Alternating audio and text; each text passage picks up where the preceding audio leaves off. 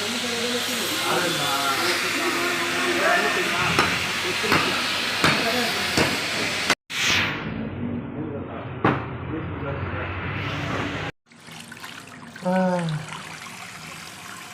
পাকানোর জন্য প্রসেসিং চলতেছে, তবে যার দোকান থেকে নেহারিটা নিছি না, ওর ইয়াটা বেশি তো ভালো হয় না, ময়লা আছে, ময়লাগুলো সাফ করতে হবে সুন্দর করে।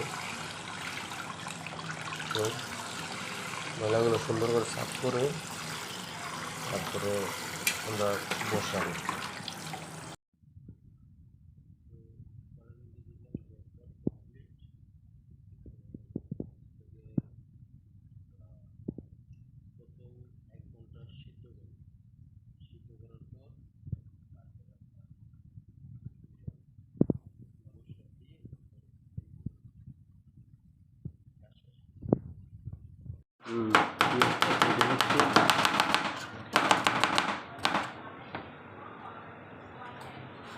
এখানে পেঁয়াজ কাটা আছে, আবার আমি যে এই আদাগুলা এইভাবেই দেবো যাতে ফ্লেভারটা থাকে। আর এখানে মরিচ আছে কতগুলা, এত মরিচ দেবো না। এই রসুনগুলা আমি আস্তা দিয়ে দেব যাতে দেখা যায়, তারপরে কিছু থাকবে না, গরমে সিদ্ধ হয়ে যাবে সব। এটা রাখবো আমি বাগারের জন্য লাস্টে। আর এখানে আদা রসুন বাটা আছে, এটি দিয়ে দেবো যাতে জলের সাথে একদম জুসি হয়ে যায়। এখন ইউজ করব আমরা স্যুপ তুলাং, মালাই ভাষার স্যুপ তুলাং মানে হচ্ছে মানে নেহারি বলতে গেলে হাড্ডি, হ্যাঁ, হাড়ের স্যুপ আর কি। তো এই জিনিসটা আমি ব্যবহার করব, আপনারা যে করলেও পারেন না করলেও পারেন। এখানে আমি টমেটো নেব 2টা, 3টা দেবো না, অনেক বেশি হয়ে যাবে। 2টা টমেটো নেব। ওকে, এটা এখন আমি পেঁয়াজ দেবো। এর মধ্যে আমি কোনো রকম তেল ছাড়াই পাকাবো।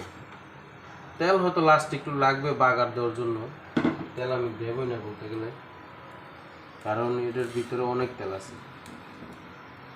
দেব না।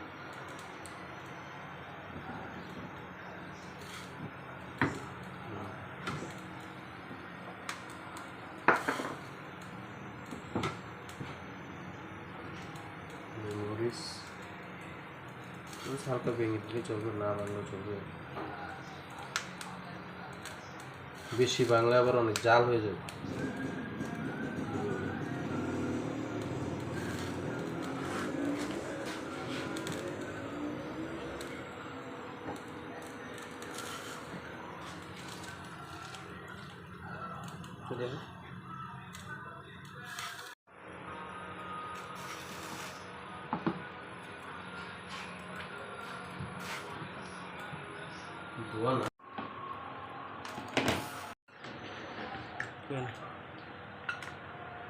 হালকা একটু নেড়ে চেড়ে দিচ্ছি।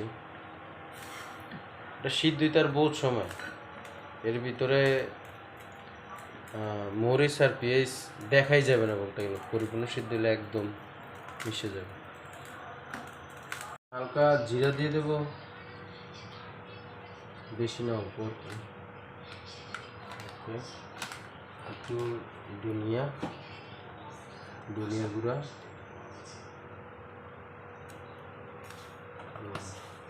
তারপরে একটু কালারের জন্য একটু হলুদ, জাস্ট অল্প, না দিলেও চলে, কারণ এটা নিজের একটা কালার হবে। ওকে, লাগবে না। আমাদের বাংলাদেশের ফেভারিট তেজপাতা,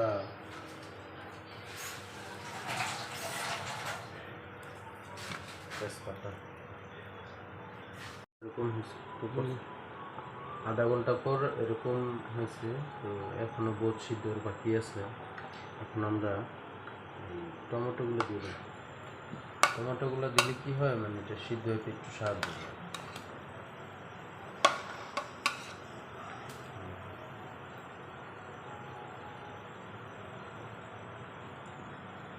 আবার আরও আধা ঘন্টা পর দেখবো কী অবস্থা।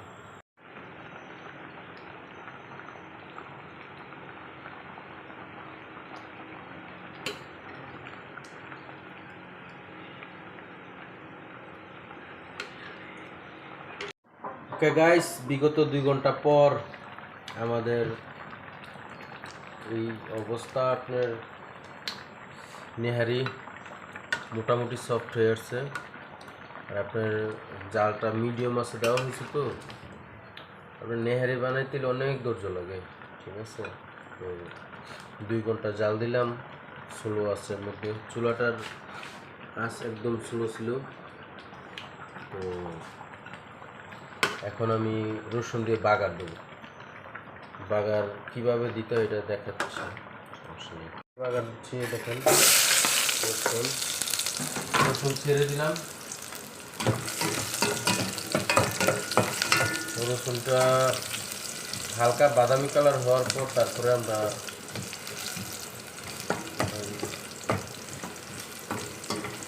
এর মধ্যে দিয়ে দেব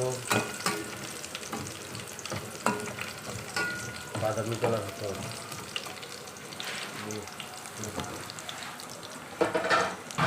আর তেল দেখেন একদম কম দিচ্ছি, মানে তেল না দিয়ে তো আর মানে রসুনটা ভাজা যায় না।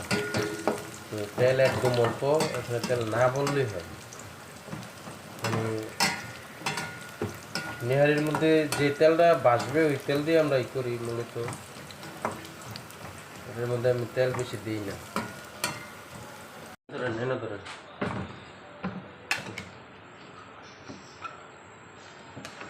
এই যে বাগার ধরেন,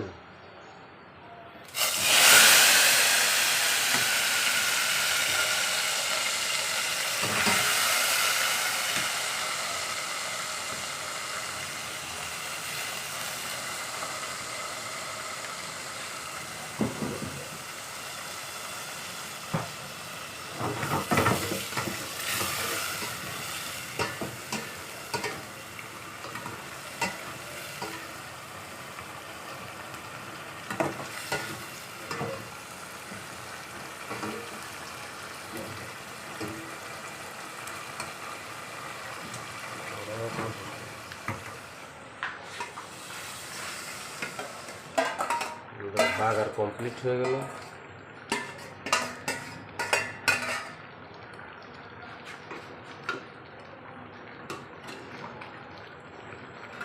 জল হালকা জল রাখছি।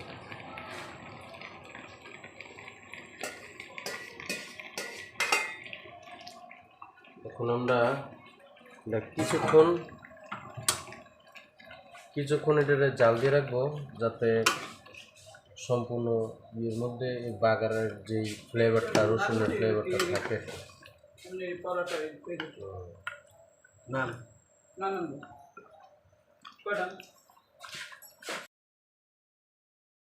বিসমিল্লাহ।